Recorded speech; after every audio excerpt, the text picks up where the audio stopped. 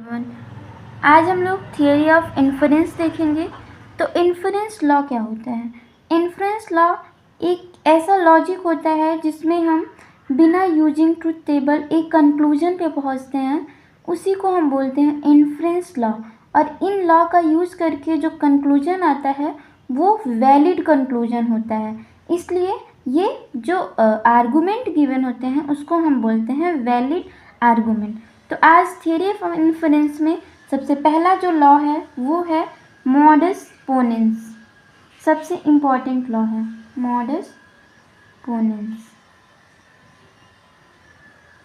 अब ये मॉडस पोनेंस होता क्या है? अगर कोई implication P implies Q given है, कोई एक इम्प्लीकेशन है P implies Q and premises P is true, premises P is true, then Q also will be true।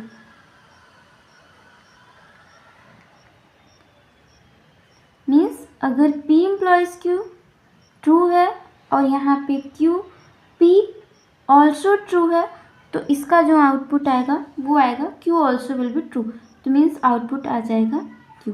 एक premise P and Q, P implies Q है, दूसरा P है, तो इसका आंसर आ जाएगा P। दूसरा है मॉडस टॉलेंस। मॉडस टॉलेंस इसमें क्या होता है?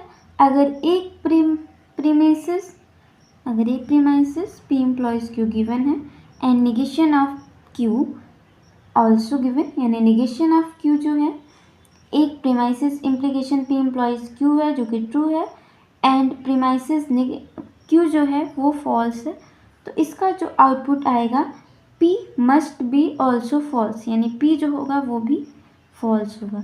अगर P implies Q true, P true, तो Q will be true.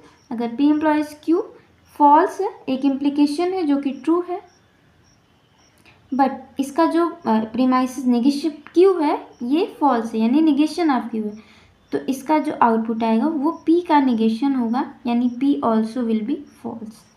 Next है थर्ड सिलोजिज्म। इसी को बोलते हैं हाइपोथेटिकल सिलोजिज्म।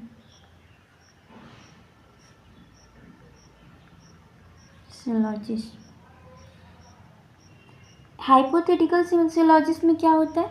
इफ एक इम्प्लीकेशन गिवन है P इम्प्लॉइज Q, दूसरा इम्प्लीकेशन है Q इम्प्लॉइज R, यानी अगर ये दोनों implication P implies Q and Q implies R true है तो P implies R also will be true. तो ये है तीसरा inference rule hypothetical. And next है disjunctive syllogism.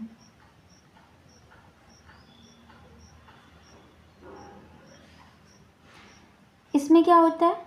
If premises P or Q and negation of Q are true then P will be also true, यानी अगर एक premise P और Q है, दूसरा नेगेशन ऑफ Q है, तो इसका जो आउटपुट होगा P आएगा, यानी अगर ये ट्रू है तो P will be also true.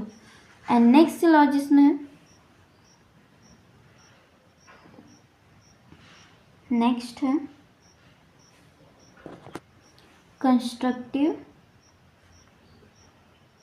ये सब इम्पॉर्टेंट सिलोजिज्म है। कंस्ट्रक्टिव डायलेमा, ये जो इतने सारे 5 मैंने बताया, एक और बताऊंगी 6, यही 6 इन्फ्लुएंस रूल बहुत ज़्यादा इम्पॉर्टेंट है और सारे क्वेश्चन में यूज़ होंगे।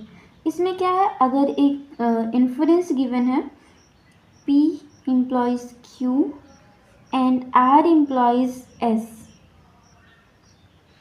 इज ट्रू एंड P और R ऑल्सो ट्रू, मतलब एक इम्प्लीकेशन ये ट्रू है और P और R ऑल्सो ट्रू है, देन Q और S also will be true, यानी P implies Q and R implies S will be true and P और R also true, then Q और S also will be true. ये है constructive dilemma.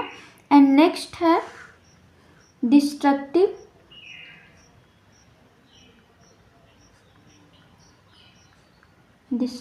Dilemma. Destructive dilemma में क्या होगा?